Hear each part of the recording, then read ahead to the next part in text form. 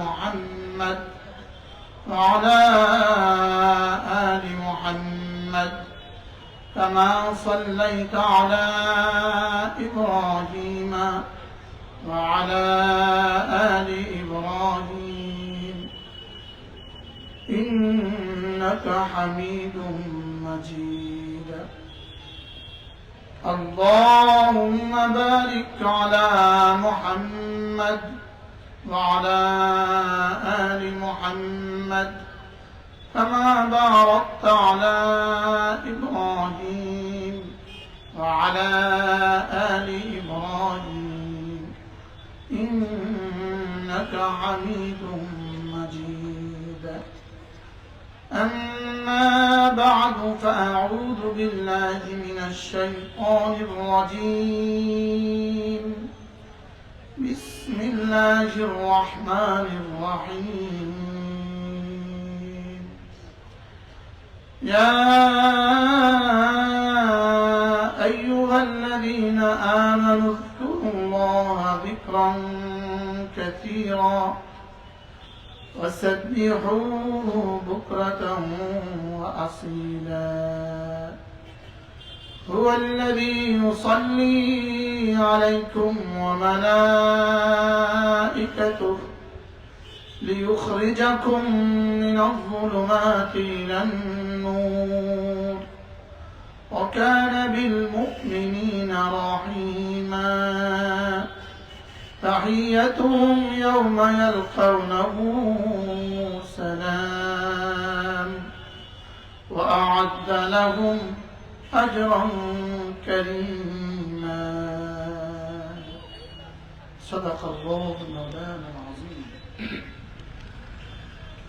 আজকে 28 নভেম্বর 2025 হযরত মাওলানা ফজলুর রহমান সাহেব রাহমাহুল্লাহ কর্তৃক প্রতিষ্ঠিত জামিয়া ইসলামিয়া ইমদাদুল উলুম দয়াপুর মাদ্রাসার 96তম ইসলামী মহাসম্মেলনের শ্রদ্ধেয় সভাপতি, উপস্থিত হযরত উলামায়ে কেরাম, শ্রদ্ধেয় মুরব্বিয়ান আযম, আমার যুবক ভাইয়েরা, পর্দার আলের মা ও বোনেরা, আল্লাহ তাআলার অগণিত অসংখ্য প্রশংসা, যিনি দয়া করে মেহেরবানি করে আমাকে আপনাকে কুরআনে কারীমের নিসবতে, দাওয়াত ও তাবলীগের নিসবতে, জিক্র ও ফিক্রের নিসবতে একত্রিত হয়ে কুরআনে কারীম থেকে কিছু কথা বলার, শোনার তৌফিক দান করেছেন। এজন্য বলি আলহামদুলিল্লাহ। অল্প সময় আপনাদের ধৈর্য ছুটির আগে আগে আমি আমার পঠিত আয়াতে কারিমার আলোকে আপনাদের সামনে দু চারটা কথা আলোচ করব। হযরত মাওলানা হাফিজুর রহমান সিদ্দিকী দামাত বারাকাতুহুম কথা বলেছেন, তার কথাতে আলহামদুলিল্লাহ উম্মতের হৃদয় উর্বর হয়। উম্মতের শক্ত হৃদয় কি হয় বলেন? নরম হয়। শক্ত হৃদয় কি হয়? মাওলানা আপনাদের হৃদয়গুলোকে নরম করে গিয়েছেন। এই জন্য আমি ওই আয়াতে কারিমা তেলাওয়াত করেছি, আমি উর্বর জমিনে, নরম জমিনে কয়টা বীজ ছিটিয়ে দিব। কি বলে? চাষ তো হয়ে গেছে, চাষ হয়ে গেছে, এবার বীজ তলা উর্বর হয়ে গেছে। চাষ করতে তো একটু লম্বা সময় লাগে, লেকিন বীজ তলায় বীজ ছিটাতে আর লম্বা সময় লাগে না। এই জন্য অল্প সময় ইনশাআল্লাহ আপনাদের সামনে আমার চিরাচরিত যে আয়াতে কারিমা আমি সব সময় পড়ি, ওই আয়াতে কারিমা আমি আপনাদের সামনে তেলাওয়াত করেছি। মেরে ভাইও, আমাদের জীবন 3 ভাগে বিভক্ত। আল্লামা ইবনে কাইয়িম আল-জাওজিয়্যা আলাইহির রাহমা তিনি তার বিখ্যাত কিতাব আল-ওয়াবিলুস সাইয়্যিবের মধ্যে লিখেছেন যে আল্লাহ তাআলা আমাদেরকে 3টা হায়াতের 3টা অধ্যায় দিয়েছেন। একটা হলো মাজি, আরেকটা হলো মুস্তাকবিল, আরেকটা হলো হাল, অতীত, বর্তমান, ভবিষ্যৎ। তিনি বলেন যে অতীত কাকে বলে? মাযা, যেটা চলে গেছে। ভবিষ্যৎ কোনটা? যেটার বিশ্বাস নাই, যেটার অস্তিত্বের বিশ্বাস নাই, ভরসা নাই, যেটার অস্তিত্বের আমাদের কি নাই, ভরসা নাই। ভবিষ্যৎ কোনটা? যেটা আসার কি নাই, পুরা ভরসা নাই। তাহলে অতীত তো চলে গেছে, এটা ফিরিয়ে আনার ব্যবস্থা নাই, ভবিষ্যৎ আসবে কি আসবে না জানা নাই। তাহলে মূলত আমাদের জীবন হলো শুধুই বর্তমান। বলেন আমাদের মূল জীবন কোনটা? বলেন শুধুই বর্তমানটাই হলো আমাদের মূল জীবন। এবার তিনি বলেন অতীত তো চলে গেছে, যেভাবে গেছে সেভাবে, ভবিষ্যতের তো নিশ্চয়তা নাই। তাহলে আমার মূলত জীবন হলো বর্তমান কাল। এবার বলেন যে বর্তমান কালের মেয়াদ কাল কতটুকু, বর্তমান কালের মেয়াদ কতদূর? এবার তিনি বলেন বর্তমান কালের মেয়াদ কাল হলো নুক্তা। নুক্তা মানে তরফুল খত, তরফুল খত মানে বিন্দু, বিন্দু মানে জুজেলা ইয়াতাজাজ্জা, বিন্দু মানে যেটার তল আরো জমক নাই, যেটার দৈর্ঘ্য প্রস্থ গভীরতা নাই, দৈর্ঘ্য প্রস্থ গভীরতা কি নাই, এটাকে বলে বর্তমান। বুঝে থাকলে বলুন তো দেখি বর্তমানের সময়কাল কতদূর? সবাই বলেন বর্তমানের সময়কাল কতদূর? কলম একটা আলপিন একটা যদি কাগজে রেখে দেন, আলপিনের ডগাটা যতটুকু জায়গা মারে এটার নাম হইল বর্তমান। এটার দৈর্ঘ্য প্রস্থ গভীরতা নাই, এটা হলো বর্তমান। এটাকেই যেন আমার পীর ও মুর্শিদ হযরত মাওলানা নানুপুরী রহমতুল্লাহ বলতেন বর্তমানটা হলো কাফ আর নুনের মধ্যখান। বলেন বলেন কোন? কাফ বলেছেন হয়ে গেছে অতীত, নুন এখনো বলেন নাই রয়ে গেছে ভবিষ্যৎ, এই মধ্যখানের বিন্দুটা হলো বর্তমান। বলেন মধ্যখানের বিন্দুটা কি? বলেন মধ্যখানের বিন্দুটা যদি বর্তমান হয় তাহলে বর্তমানের মূল মেয়াদ কাল যদি এটা হয়, এই জন্যই রব্বে কারীম কালেমায়ে তয়্যিবাকে এতটা ছোট করে দিয়েছেন। সুবহানাল্লাহ। যদি কালেমায়ে তয়্যিবা সূরা বাকারার মতো হতো তাহলে আমরা কালেমায়ে তয়্যিবা শুরু করতাম আর শেষ করতে করতে 3 ঘন্টা, এই ফাঁকে তো মালাকুল মউত আহত। কি ভাই, তাহলে কালেমায়ে তয়্যিবা এত মুখতাসার কেন হলো, এত সংক্ষিপ্ত কেন হলো? বর্তমান কাল যে ছোট এই জন্য। সুবহানাল্লাহ বলেন বর্তমান কাল যে ছোট এই জন্য কি কালেমায়ে তয়্যিবা এতটা কি হয়ে গেছে, সংক্ষিপ্ত হয়েছে এই জন্য। এই জন্য সূরা ইখলাস এতটা সংক্ষিপ্ত। সুবহানাল্লাহ। এই জন্য সূরা ইখলাস কি এতটা সংক্ষিপ্ত। তাহলে আমাদের জীবনের তাসবিহাত গুলো এত ছোট ছোট কেন? রাসূলের বানানো তাসবিহাত গুলো এত ছোট ছোট কেন? এই জন্য যেন বান্দা এগুলো শেষ করে শুরু করে শেষ করা সহজ হয়। সুবহানাল্লাহ। শুরু করে শেষ করা কি হয় বলেন সহজ হয়। এবার আল্লামা ইবনে কাইয়িম আল-জাওজিয়্যা আলাইহিস সালাম এবার তিনি বলেন যার প্রতিটা বর্তমান দামি তার পুরা অতীত দামি। যার প্রতিটা বর্তমান দামি তার কি পুরা অতীত দামি। অতীত কি জিনিস? অতীত হলো কতগুলো বর্তমানের চলে যাওয়া। বলেন আপনার আমার জীবনে কত নিঃশ্বাস চলে গিয়ে অতীত হয়েছে, এবার সামনে কত নিঃশ্বাস বাকি আছে, সামনে আর কত নিঃশ্বাস বাকি আছে জানা নাই। এজন্য হাদিসে রাসূল করিম সাল্লাল্লাহু তাআলা আলাইহি ওয়াসাল্লাম ইরশাদ করেন কুল্লু নাফাসি ইবনে আদম, প্রতিটা বান্দা, প্রতিটা বনি আদমের প্রতিটা নিঃশ্বাস, প্রতিটা বনি আদমের প্রতিটা নিঃশ্বাস তুকতাব লেখা হয়ে যায়, তুকতাব লেখা হয়ে যায়। প্রতিটা বনি আদমের প্রতিটা নিঃশ্বাস লেখা হয়ে যায়। ইম্মা ফি তাআতিন ওয়া ইম্মা ফি মাসিয়াতিন, হয়তো তাআতের মধ্যে লেখা হয়ে যায় অথবা মাসিয়াতের মধ্যে লেখা হয়ে যায়। 3 নম্বর কোন রেজিস্টার নাই। রেজিস্টার কয়টা বলেন? 2টা। রেজিস্টার কয়টা? কি কি? নেকির রেজিস্টার আর কি গুনাহের রেজিস্টার। নেকির রেজিস্টার, গুনাহের রেজিস্টার।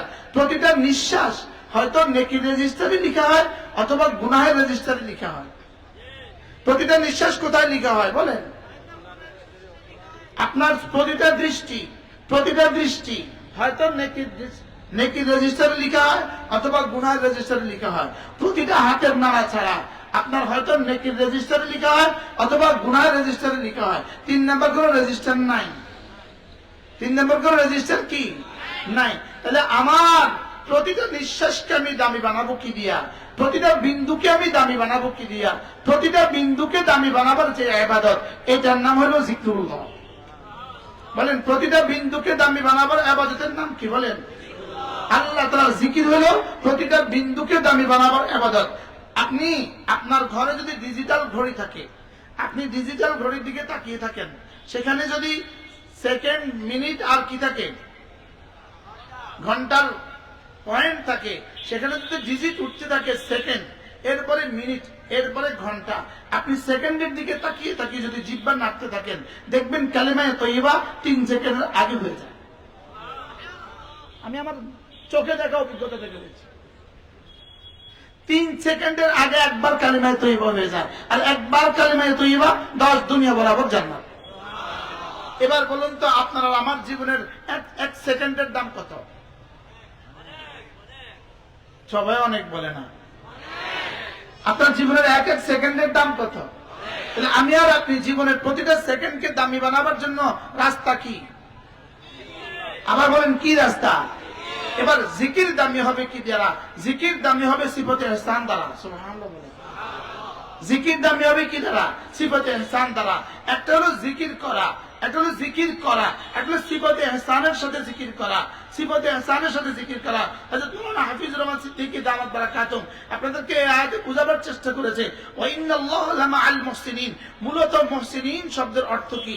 মুহসিনিন শব্দের অর্থ হলো যারা না সিফাতে ইহসানের উপরে ওঠে। সুবহানাল্লাহ বলেন।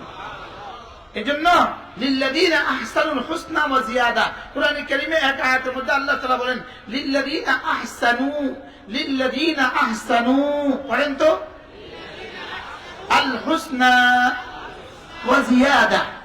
আল্লাহ তাআলা বলেন যারা না আহসানু করেছে, বলেন যারা কি করেছে? বলেন এখানে বাংলা, আমাদের বাংলা কোরআনে কারীমের তরজমার মধ্যে অথবা বিভিন্ন বাংলা কিতাবের মধ্যে আহসানুর একটা তরজমা লেখে, কি লেখে? যারা সৎকর্ম সম্পাদন করেছে। কিন্তু আহসানুর তরজমা সৎকর্ম সম্পাদন নয়। যদি আহসানুর তরজমা হয় সৎকর্ম সম্পাদন করেছে, তাহলে আমলুস সালিহাতের তরজমা কি হবে? তাহলে ইন্নাল্লাযীনা আমানু ওয়া আমিলুস সালিহাত, যারা ঈমান এনেছে এবং সৎকর্ম সম্পাদন করেছে, এখানে হলো যারা নেক আমল করেছে। তাহলে ঈমান এনেছে, নেক আমল করেছে, তাইলে বোঝা গেছে আহসানুর ভিন্ন কোন তরজমা আছে।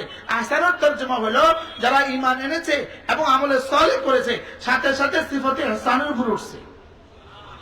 কিসের উপর উঠছে? বলেন সিফাতে ইহসান। এবার প্রশ্ন করবেন হুজুর সিফাতে ইহসান কি? সবাই এক বাক্যে বলেন তো সিফাতে ইহসান কি? আবার বলেন প্রশ্নটা কি হইতে পারে? এবার দেখছেন কয় না? আবার বলেন মাদ্রাসাওয়ালারা ছাড়া অন্যরা বলেন। আবার বলেন এই সিফাতে ইহসান যদি হয়ে যায়, সিফাতে ইহসান হয়ে গেলে হইতে পারে ইনি নামাজ পড়ছে, ইনি পাবে 27, ইনি সিফাতে ইহসানের সাথে নামাজ পড়ে ইনারটা হয়ে গেছে 27 লাখ।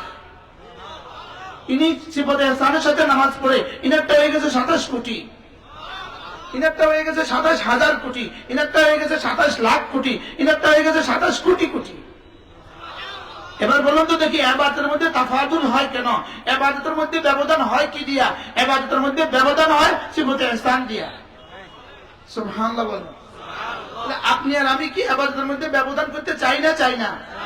আচ্ছা আমার এই মোবাইলটা যদি বিশ্ব রোডে বিক্রি করে তাহলে 1000 টাকা, কুমিল্লা বিক্রি করলে 2000 টাকা, কে বিশ্ব রোডে বিক্রি করবে? ঢাকা নিয়ে বিক্রি করলে 60,000 টাকা, কে এবার কুমিল্লা বিক্রি করবে? তাহলে আমি কি চাই?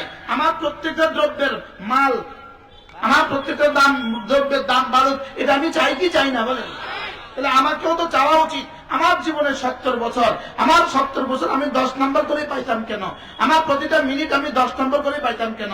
আমার প্রতিটা সেকেন্ড আমি 10 নম্বর করে পাইতাম কেন? আমার 10টা আমি 10,000 কোটি বানাবো। আমরা কি বানাবো? বলেন। শুধু 10,000 কোটি বানাবো না 10 লাখ কোটি বানাবো? আরে না 10 কোটি কোটি বানাবো। আরে না 10 কোটি কোটি কোটি বানাবো। এবার প্রশ্ন কেমনে সম্ভব? হুজুর এটা কেমনে সম্ভব? যেই গুণের দ্বারা, যেই বৈশিষ্ট্যের দ্বারা, যেই কর্মের দ্বারা, যেই কাজটার দ্বারা আপনার ইবাদত দাম বাড়বে, ওই কাজটার নাম হলো সিফাতে ইহসান। সুবহানাল্লাহ বলেন। বলেন যেটার দ্বারা আপনার কি হবে? আপনার ইবাদতের কি হবে? দাম বাড়বে। সিদ্দিক আকবর আকবরের ইবাদতের দাম 1 নম্বর কেন? সমস্ত নবীদের পরে সিদ্দিক আকবরের দাম সবচেয়ে বেশি কেন? শুধুই সিফতে ইহসানের কারণে। ফারুক আযম তারপরে কেন? শুধুই সিফতে ইহসানের কারণে। হযরত ওসমান কেন? শুধুই সিফতে ইহসানের কারণে। আলী কেন? সিফতে ইহসানের কারণে। সাহাবা কেন? সিফতে ইহসানের কারণে। সাহাবাদের এক মুষ্টি, এক মুদ আমাদের পাহাড়ের চেয়ে দামি কেন? সিফতে ইহসানের কারণে। সুবহানাল্লাহ বলেন। বলেন সাহাবাদের এক, আমি মুদের তর্জমা করছি না, পরে আবার কালকে করবো মূর্খ। আমি এমনও মূর্খ, কিন্তু আমি মুদের তর্জমা মুষ্টি করছি না, মুষ্টি বুঝাবার জন্য বলছি। বুঝেন না আমরা কালকে কি করবো? একবারের এক মুষ্টি, সাহাবাদের এক মুষ্টি গম দেওয়া আমাদের উহুদ পাহাড়ের চেয়ে দামি কেন? হযরত ওমর রাদিয়াল্লাহু আনহু বলতেন, সিদ্দিক আকবর যদি তার এক রাতের আমল আমাকে দিয়ে দেয়, আমি ওমর আমার জীবনের সব আমল তাকে দিয়ে দিব। তো হযরত ওমরের আমলের দাম কেমন? কি ভাই, ওই আমাদের একটু আগে না নাশিদ পড়লো সে, কি ভাই হয়তো ওমরের আমলের দাম কেমন? ইন্না শাইতানা লা ইয়াখাফুক, শয়তান ওমরকে ভয় করে। ওমর যে রাস্তা দিয়ে যায় এই রাস্তায় শয়তান আর হাঁটে না। তাহলে হয়তো ওমরের দাম কেমন? লেকিন হযরত ওমর কি বলেন, আবু বকর তার এক রাতের আমল আমাকে দিয়ে দিলে আমি আমার জীবনের আমল তাকে দিয়ে দিব। আর এবার হযরত আবু বকর কি বলতেন, ওমর আপনি না যদি কিয়ামত পর্যন্ত আনেওয়ালা গোটা উম্মতে মুসলিমা যদি তাদের জীবনের সমস্ত আমল দিয়ে দেয়, গারে সওরের এক মুহূর্তের আমল যেদিন রব আমাকে বলেছিলেন ইদ ক্বালা লি সাহিবি লা তাহজান, এই সেকেন্ডের আমল আমি পৃথিবীর সমস্ত মুমিনকেও দিব না। সুবহানাল্লাহ বলেন। কি ভাই, তাইলে বোঝা গেছে দাম বাড়ে কি দিয়া? আবার বলেন কি দিয়া? এখন একজনের কাছে মূল কাঠ নাই, মূল ইট লাগাইছে 14 নম্বর ইয়া, উপরে দিয়া ইটালির টাইলস লাগাইছে, এটা হবে কি? এটা হবে? ভিতরে লাগাইছে 14 নম্বর ইট, উপরে দিয়ে লাগাইছে ইটালির টাইলস, টিকবনি বেশি দিন। তাহলে বোঝা গেছে আরো কিছু লাগবে। 1 নম্বরে আমার বাহিরেরটা ঠিক হবে, 2 নম্বরে আমার ভিতরেরটা ঠিক হবে। যদি বাহিরেরটা ঠিক না হয়, ভিতরেরটা যদি 100 হয়, নাম্বার মিলবে না। যেমন ধরুন একজনের মহাব্বতের সাথে পড়ছে 100 সিফতে ইহসানের সাথে পড়ছে, লেকিন পড়ছে আলহামদুলিল্লাহি রাব্বিল আলামিন, বুঝে বলেন। এবার সেই নম্বর কত পাবে? 0 পাবে, 0। আগে কি বানাও? আগে দেয়াল বানাও, পরে রং লাগাও। আগে ফার্নিচার বানাও, পরে রং লাগাও। আগে ইবাদতের বডি বানাও, পরে সিফতে ইহসান লাগাও। ইবাদতের বডি তৈরি হয় মাদ্রাসায়, সুবহানাল্লাহ বলেন। ইবাদতের বডি তৈরি হয় কোথায় বলেন? আর ইবাদতের বডি তৈরি হয় মাদ্রাসা। ইবাদতের সাথে সিফতে ইহসানের রং লাগে কোন না কোন আল্লাহ ওয়ালাদের সোহবতের বরকতে। কি ভাই বুঝাতে পারছি আমি? বলেন ইবাদতের বডি তৈরি হয় কোথায়? মাদ্রাসায়। আপনি মাদ্রাসায় যাবেন না, আপনার ইবাদতের বডি তৈরি হয়ে যাবে। এটা কেমন জানেন? এটা হলো মান্দার গাছ থেকে আপনি আঙ্গুর যেদিন পাবেন, মাদ্রাসা লাগিয়ে ইবাদতের বডি তৈরি হবে সেদিন। কি মান্দার গাছ থেকে আঙ্গুর পাবেন কোন দিন? জোরে বলেন। মান্দার গাছ থেকে আঙ্গুর পাবেন কবে? মান্দার গাছ থেকে আঙ্গুর পাবেন যেদিন মাদ্রাসায় পড়া ছাড়া আপনার ইবাদতের বডি তৈরি হবে সেদিন। মনে রাগ করছেন কেউ? আপনি বলে আমরা যে মাদ্রাসায় পড়ি না, আমাকে কি অবস্থা? হাসানা বাদামি গিয়ে দেখবেন আপনাকে কি অবস্থা, মাথে না। এখন তো কি অবস্থা গেলে আপনি নারাজ হবেন। আচ্ছা আমরা যারা অঙ্ক করি, অঙ্ক করাই, যারা অঙ্ক করছেন ছাত্র জীবনে, যারা অঙ্ক করছেন 8, 9 অঙ্ক করছেন, 9, 10 অঙ্ক করছেন, আচ্ছা আপনি বলেন তো দেখি অঙ্কের মধ্যে কয়টা লাল দাগ দিলে নিচে দিয়া পুরো নম্বর দেয়?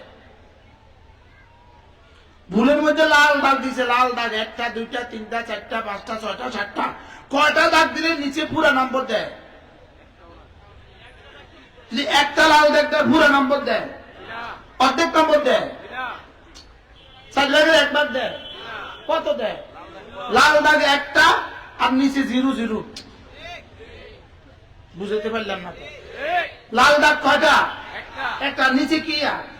নিচে 0। এবার বলুন তো দেখি আপনারা আমার সূরা ফাতিহার মধ্যে লাল দাগ কয়টা? হাও কয় না, নাও কয় না। আপনারা আমার সূরা ফাতিহার মধ্যে লাল দাগ কয়টা? তো লাল দাগের যদি অভাব না হয় নাম্বার দিব কয়টা? কি দিব? আপনি যে প্রথম শব্দে পড়লেন সুবহানাকাল্লাহুম্মা,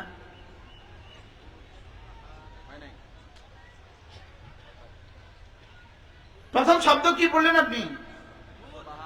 সুবহা, কোন না সুবহা। আপনার তো এখানে লাল দাগ দিছে, লাল দাগ, লাল দাগ দেওয়া শুরু হয়েছে, লাল দাগ দিয়ে দিতে প্রতিটা শব্দে শব্দে লাল দাগ দিছে, আপনার নাম্বার কত দিবে? হ্যাঁ, এজন্য সময় থাকতে ঠিক করেন। আমি বলি কোরআন পড়বে কে কে, কোরআন শুদ্ধ করবে কে কে? আমি তুমি সে বলেন, সবাই বলেন না, সবাই দেখান আমি, দেখান বলেন আমি, তুমি, সে। এবার ঘরে গিয়ে বলবেন শুনো আজকে ওয়াজে শুনছি কোরআন ঠিক করতে হবে আমি। 2 নাম্বার বিবিকে বলবেন তুমি, 3 নাম্বার ওরা বাচ্চারা। বলেন কোরআন কে কে ঠিক করবে বলেন, আবার বলেন কে কে, আরো জোরে বলেন কে কে। এবার আমি কে? আমি যদি রিক্সাওয়ালা হই আমিও কোরআন ঠিক করব, আমি যদি সিএনজি ওয়ালা হই আমিও কোরআন ঠিক করব, আমি যদি ডিসি হই আমিও কোরআন ঠিক করব, আমি যদি উপদেষ্টা হই আমিও কোরআন ঠিক করব, আমি যদি প্রধানমন্ত্রী হই আমিও কোরআন ঠিক করব। সে যদি রিক্সাওয়ালা হয় সেও কোরআন ঠিক করবে, সে যদি উপদেষ্টা হয় সেও কোরআন ঠিক করবে। এবার বলুন তো দেখি কোরআন ঠিক করবে কে কে? আর আরো জোরে তুমি, তুমি কে কে? যা আছে। এবার সে কে কে? যা আছে। এবার আমি কে কে? আমরা আগে একটা শব্দ বলতাম, আমরা আগে বলতাম ভাই নিজের 2টা ছেলে থাকলে একটাকে কোরআন পড়াও, 2টো বাচ্চা থাকলে একটাকে কোরআন পড়াও। আমি বলতাম, এখন আমার বোঝা আসতেছে, আমরা যখন এই বক্তব্য দিতাম তখন রব্বে কারীম যেন বলতেন তুই আমার তামিম রে, তুই আমার তামিম রে তাকসিস করলি কা? আমি পড়ছি সকলের জন্য, তুই এটা একজনের লাই করলি কা? এবার বলেন তো দেখি কোরআন পড়বে কে কে? আমাদের বাচ্চারা যারা মাদ্রাসা পড়ে শুধু ওরা কোরআন পড়বে কেন? ওদের আব্বাও কোরআন পড়বে, ওদের আম্মাও কোরআন পড়তে হবে। কি ভাই বলেন কোরআন পড়তে হবে কে কে বলেন? তাহলে ডক্টর ইউনূস তাকেও কোরআন পড়তে হবে। কি ভাই কে কে কোরআন পড়বে কে কে বলেন?